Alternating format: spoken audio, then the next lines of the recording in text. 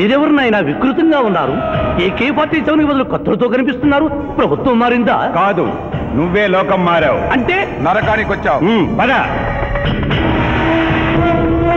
ఇదేమిటి రంగుల డ్రైనేజీయా? తప్పు, అలా అనకూడదు. ఇది వైతరణి నది.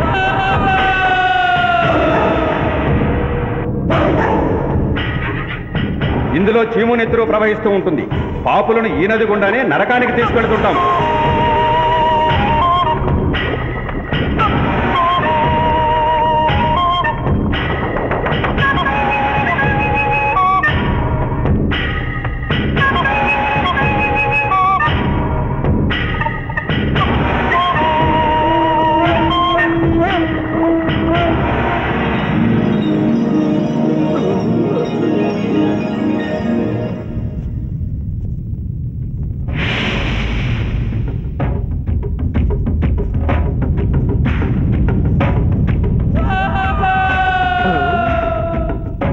అది ఏమి కోత?